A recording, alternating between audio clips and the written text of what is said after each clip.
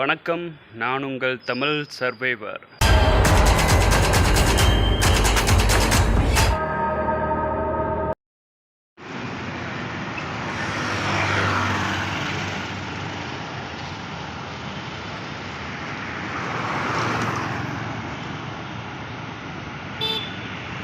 இப்போது எங்கே இருக்கேன்னா வீட்டில் தாங்க இருக்கேன். வீட்டில் வந்து மேக்ஸிமம் இந்த துவைக்காமல் சில ட்ரெஸ்லாம் இருக்கும்ல, அதெல்லாம் வந்து துவைச்சி முடிச்சுட்டு அந்த இது பேக்கில் ஸ்டோர் பண்ணி வச்சிடலான்ட்டு.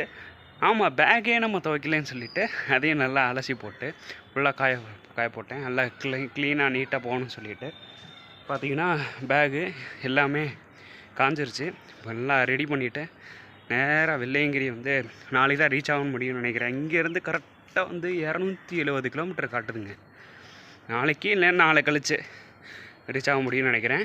போயிட்டு வேகமாக போகணும். எவ்வளோ ஸ்பீடாக போக முடியுமோ அவ்வளோ ஸ்பீடாக லிஃப்ட் கேட்டு தான் போகணும்.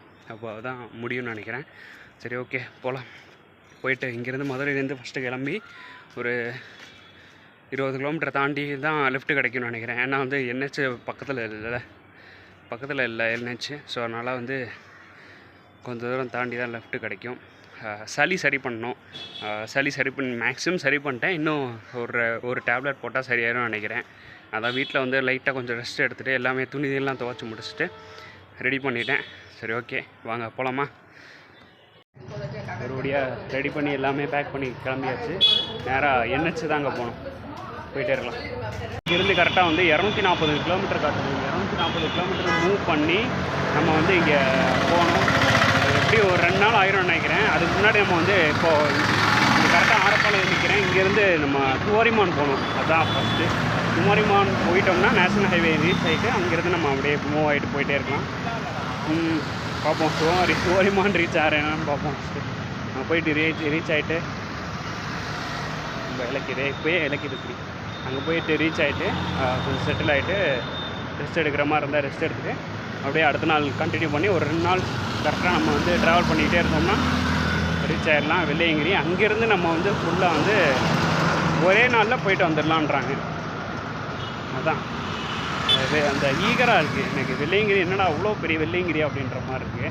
போய் பார்த்தா தான் தெரியும். சரி, ஓகே, வாங்க.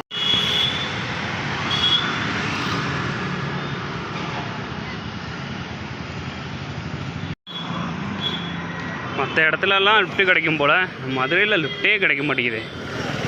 ஃபுல்லாக டபுள்ஸாக போகிறாங்க, ஆனால் லிஃப்ட்டு தர மாட்டுறாங்க. அப்படியே நம்ம சைடில் லிஃப்ட்டு கேட்டு NH பக்கத்தில் வந்தாச்சு. இன்னும் கொஞ்சம் தூரம் தான், இன்னும் ஒரு 4-5 கிலோமீட்டர் தான் NH. போயாச்சுன்னா போயிட்டு நிறைய விஷயங்கள் உங்கள்கிட்ட பேசலான் இருக்கேன்.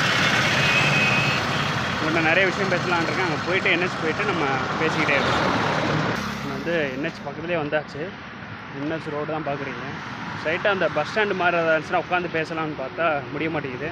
இருட்டிடும் போல். இருட்டுனா உங்களுக்கு வீடியோ சரியாக தெரியாதனால இப்போயே பேசி முடிச்சிடலான்ட்டு. ஒன்றும் இல்லை, இப்போது போயிட்டுருக்கேன்ல, இப்போ என்கிட்ட ஃபுல்லாக வந்து என்னென்ன திங்ஸ் இருக்குது, அதே மாதிரி வந்து என்னென்ன சாப்பாடு வச்சுருக்கேன், இப்போது எவ்வளோ இதை வச்சு நம்ம எப்படி சமாளிக்க போகிறோம் அப்படின்றத தான் சொல்லலான் இருந்தேன். பட் ஒரு ப்ராப்பரான ஒரு இடத்துல இருந்து சொன்னால் நீட்டாக இருக்குன்னு பார்த்தேன். பட் வந்து அந்த மாதிரி இடம் கிடைக்கல, ஸ்பாட் கிடைக்கல. அதனால் வந்து போயிட்டுருக்கேன். பார்ப்போம்.